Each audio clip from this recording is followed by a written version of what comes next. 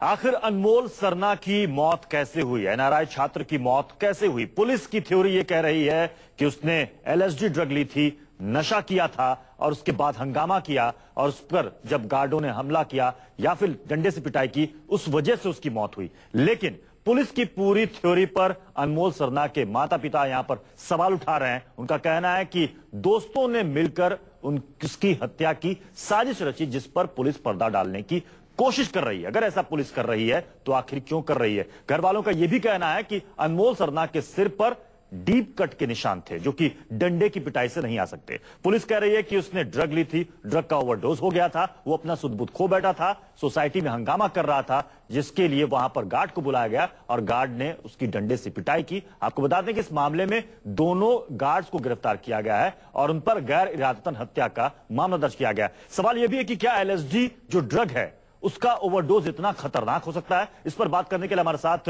खास मेहमान जुड़ रहे हैं, सीनियर डॉक्टर हैं रवि मलिक साहब, जो कि आईएमए के ज्वाइंट सेक्रेटरी भी हैं। इनसे भी हम जानने की कोशिश करेंगे कि आखिर एलएसडी ड्रग का इफेक्ट कितना होता है और कितना खतरनाक हो सकता है।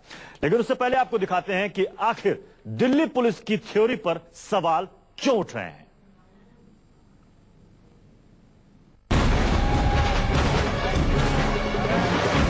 रईस जादों की पार्टी, हजारों रुपए का ड्रग्स, पॉश अपार्टमेंट में हंगामा,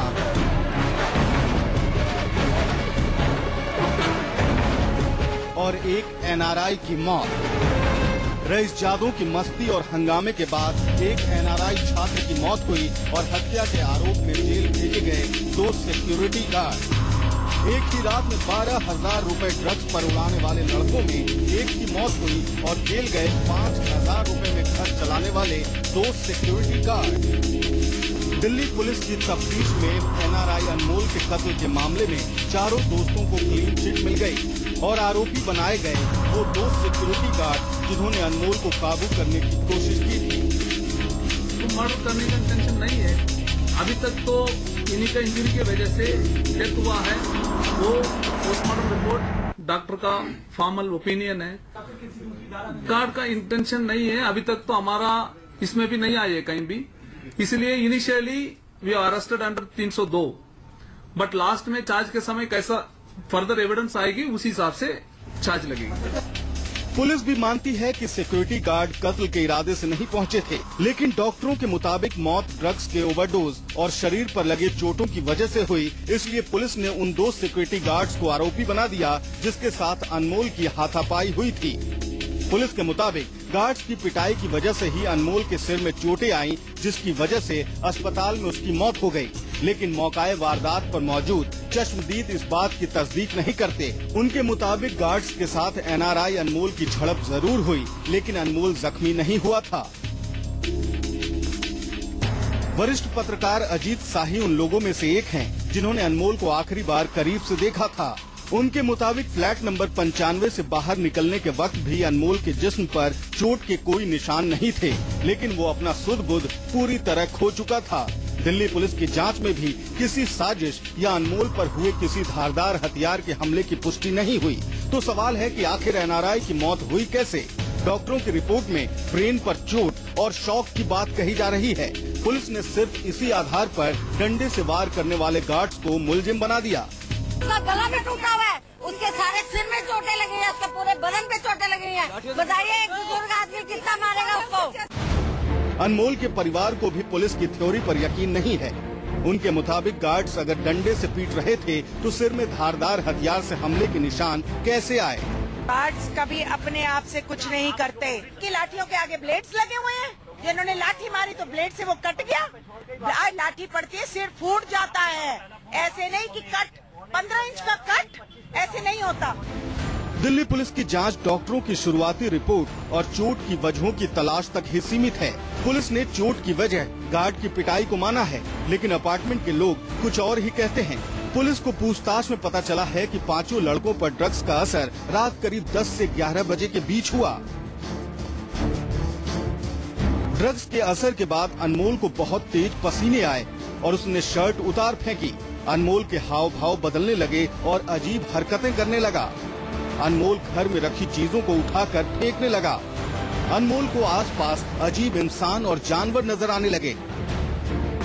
अनमोल पर ड्रग्स ने ऐसा असर किया कि उसे ऐसा लग रहा था जैसे कई जानवर और दानवों ने उस पर हमला किया हो और वो उनसे बचने के लिए आसपास रखी चीजों को फेंकने लगा और चिल्लाने लगा। इसी दौरान प्रणिल के घर का टीवी टूट गया। दोस्तों ने उसे रूम में लॉक करने की कोशिश की, लेकिन वो शांत नहीं हुआ। इसके बाद प्रणिल के पिता ने सबको घर से बाहर जाने को कहा। अनमोल ने बाहर आने के बाद एक पड़ोसी को अपना दुश्मन समझकर उस पर वार किया। अपार्टमेंट के लोगों के मुताबिक वो अपार्टमेंट की गलियों में तेज रफ्तार से बेकाबू होकर भाग रहा था। चश्मदीदों के मुताबिक अनमोल के शरीर में जरूरत से ज्यादा ताकत आ गई थी। वो बेतहाशा दौड़ रहा था और इस तरह चीख रहा था जैसे वो किसी और दुनिया में हो। गार्ड्स के पीटे जाने के बाद वो थककर एक फ्लैट के बगल में लेट गया। सवाल है कि क्या अनमोल की मौत की वजह सिर्फ उसके सिर पर लगी चोट है या फिर ड्रग्स का ओवरडोज। सवाल है कि क्या गार्ड्स के पीटने से अनमोल को गंभीर चोटें आई या उसने खुद अपने आप को जख्मी किया। मोहित मल्होत्रा और विनोद मिश्रा के साथ जितेंद्र शर्मा, दिल्ली, न्यूज़ 24। तो आपने पूरी रिपोर्ट देखी जिसमें कई तरह के सवाल यहां पर खड़े हो रहे हैं पुलिस की थ्योरी पर, क्योंकि वहां जो चश्मदीद थे वरिष्ठ पत्रकार अजीत शाही, उनका कहना था कि जब पीसीआर में जाते वक्त उन्होंने अनमोल को देखा था उस वक्त वो जख्मी हालत में नहीं था। हमारे साथ मोहित मल्होत्रा हमारे संवाददाता इस वक्त सीधे जुड़ रहे हैं। मोहित, अब सवाल यहां पर यह खड़ा हो रहा है कि जब पीसीआर में बैठते वक्त कहीं भी अनमोल को चोट नहीं लगी थी, जैसा कि चश्मदीद वहां पर बता रहे हैं अजीत शाही, तो क्या आखिर हुआ? पीसीआर में बैठने के बाद क्या हुआ? देखिए, यही बड़ा सवाल है कि पीसीआर में बैठने के बाद आखिरकार हुआ क्या? क्या ड्रग का इतना ज्यादा ओवरडोज था कि अनमोल की मौत हो गई? ड्रग्स उसकी मौत की वजह है, जबकि पोस्टमार्टम रिपोर्ट जो कल पुलिस ने अपनी प्रेस कॉन्फ्रेंस में बताई है उसके मुताबिक अनमोल के सिर के ऊपर एक 3 से 4 इंच गहरा एक कट है और इसी वजह से उसको काफी ज्यादा ब्लीडिंग हुई थी। अगर ब्लीडिंग हुई तो यहाँ पर जो सीनियर जर्नलिस्ट हैं अजीत शाही, जो कि इस पूरे मामले के चश्मदीद हैं, फ्लैट नंबर 95 में अनमोल अपने दोस्तों के साथ मौजूद था और फ्लैट नंबर 98 में अजीत शाही रहते हैं और वही सबसे पहले बाहर आए थे शोर सुनकर। बिल्कुल मोहित, आप हमारे साथ बने रहे। रोकने की कोशिश की। वरिष्ठ पत्रकार अजीत शाही उसी अपार्टमेंट में रहते हैं जहां एनआरआई की मौत हुई और वारदात के वक्त अजीत शाही का सामना अनमोल से भी हुआ था और उन्होंने ही गार्ड को फोन करके बुलाया था। लेकिन अजीत शाही के मुताबिक उस दौरान अनमोल को कहीं कोई चोट नहीं लगी थी। क्या देखा था अजीत शाही ने 13 सितंबर की रात को, आप खुद सुनिए। एनआरआई अनमोल मर्डर केस को सुलझाने का दिल्ली पुलिस ने दावा किया है, लेकिन दिल्ली पुलिस की थ्योरी पर कई सवाल खड़े हो रहे हैं। ऐसे में कई ऐसे लोग हैं जो कि घटना के वक्त वहीं पर मौजूद थे जहां पर ये सब कुछ हो रहा था। अनमोल जब हंगामा कर रहा था नशे की हालत में, तब वहां पर काफी लोग मौजूद थे। उनमें से एक हैं अजीत शाही जी, जो कि एक जर्नलिस्ट हैं और एडिटर एट लार्ज हैं तहलका ग्रुप में, और इसी अपार्टमेंट में ही रहते हैं। अपार्टमेंट नंबर 95 में ये सब कुछ हो रहा था। अनमोल अपने दोस्तों के साथ था और अजीत जी रहते हैं अपार्टमेंट नंबर फ्लैट नंबर 98 में। सर, उस रात हंगामा सुनकर आप भी बाहर आए थे, क्या हो रहा था वहां पर? कोई एक आवाज आ रही थी चिल्लाने की, किसी मर्द की आवाज थी जो जोर जोर से चिल्ला रहा था और वो चिल्ला रहा था चिक्की माधव चिक्की माधव चिक्की माधव, जो बाद में मुझे पता चला कि 2 लड़कों के नाम है। तो बहरहाल मैं इसी घर में रहता हूँ, पीछे उसके पीछे ही घर है, लेकिन वो लड़का घर में नहीं था, वो बाहर से आवाज आ रही थी। तो मैंने गेट पर फोन किया गार्ड को, मैंने कहा फौरन आइए यहाँ पर। तो जो 2 गार्ड पुलिस ने गिरफ्तार किए हैं उसकी हत्या के आरोप में, वो 2 गार्ड्स, एक है जिसमें सुरेंद्र बाली और दूसरा है नरेश मिश्रा, ये दोनों लोग भाग कर आए।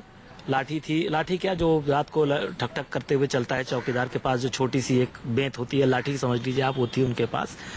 और तो वो उन दोनों ने सीढ़ी के ऊपर चढ़ना शुरू किया, पीछे पीछे मैं था।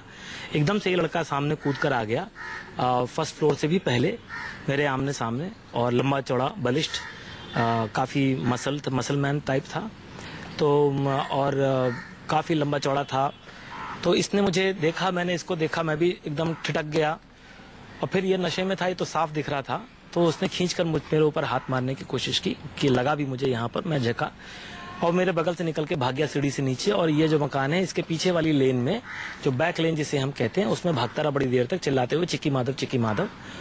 तो पीछे पीछे चौकीदार भागे, उनके पीछे मैं भागा। फिर वो एक कोना है, वहां पर जाकर वो रुका और उस पलट के खड़ा हुआ, हम लोगों को देख रहा था। गौर की बात आप लोगों को जो समझनी चाहिए, रिपोर्टर्स को, जो पुलिस कह रही है कि उसको घर में पीटा गया, पीटा गया होगा मैं नहीं जानता, घर के अंदर मैं नहीं था, लेकिन जिस वक्त मैंने उसको देखा, जिस वक्त मेरे साथ बाकी दोनों गार्ड्स थे, उस वक्त वो उसके शरीर पर एक भी कतरा खून का नहीं था।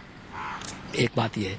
दूसरी बात ये, जब वो यहाँ रुका तो हम सब लोग खड़े रहे वहां पर, और 1 मिनट 10-1 सेकंड खड़ा रहा होगा। उसने खींच के थप्पड़ मारा नरेश मिश्रा को, जो 60 बरस के हैं, चौकीदार, बाल सफेद उनके, बेचारा सीधा आदमी है बहुत, और किसी को मार भी नहीं सकता वो। तो ये दोनों घबरा गए चौकीदार। तो मैं बोला जोर से, अरे इसको रोको, तो दोनों ने उसको डंडा मारना शुरू किया। तो वो ऐसे करके खड़ा हो गया और उसके हाथ पे डंडे पड़े। फिर मैं भाग कर गया दूसरे गेट से, दूसरे चौकीदार को बुला के लाया। जब तक मैं बुला के लाया, यहाँ 6-7 लोग जमा हो चुके थे, और ये लड़का जमीन पे पड़ा हुआ था ये, और तभी भी चिल्ला रहे थे। इसके छाती पे खून था, हाथ पे खून था, कंधे पे खून था, लेकिन इसके सर पे खून नहीं था, मुंह पे कहीं पे कोई खून नहीं था।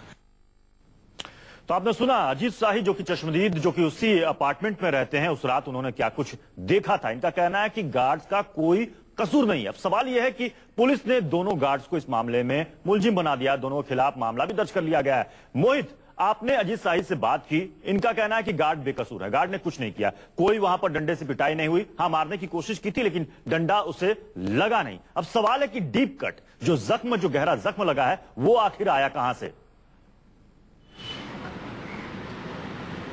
देखिए, यही एक बड़ा सवाल है। अगर पुलिस पोस्टमार्टम रिपोर्ट का हवाला दे रही है और सिर पर चोट होने की बात कह रही है, और पुलिस ने यह भी कहा है कि गार्ड्स की पिटाई में उसको चोट आई, लेकिन ऐसे में अजीत शाही अपनी बात जो रख रहे हैं, वो इस मामले में झूठ क्यों बोलेंगे? उनका इस मामले से क्या लेना देना है?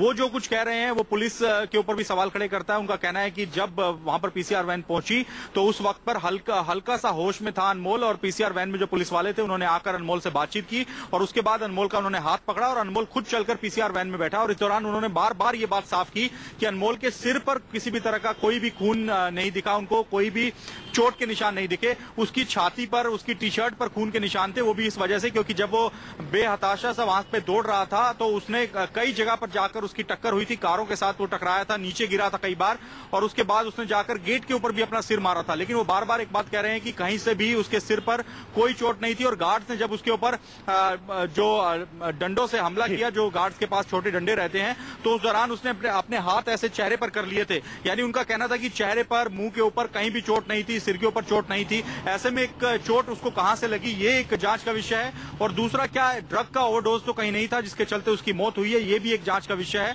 लेकिन फिलहाल पुलिस ने जो पोस्टमार्टम रिपोर्ट का हवाला दिया है, जिस आधार पर दोनों सिक्योरिटी गार्ड्स के ऊपर मुकदमा दर्ज किया गया, क्या इन दोनों गार्ड्स को बलि का बकरा बनाया जा रहा है? क्या उस कमरे के अंदर दोस्तों ने इसकी पिटाई की, जो कि निशान शरीर पर ऊपर से नजर नहीं आ रहे हो? क्योंकि पोस्टमार्टम रिपोर्ट में यह बात भी सामने आई है कि अंदर ब्रेन में चोट था और शॉक, ये दो बातें।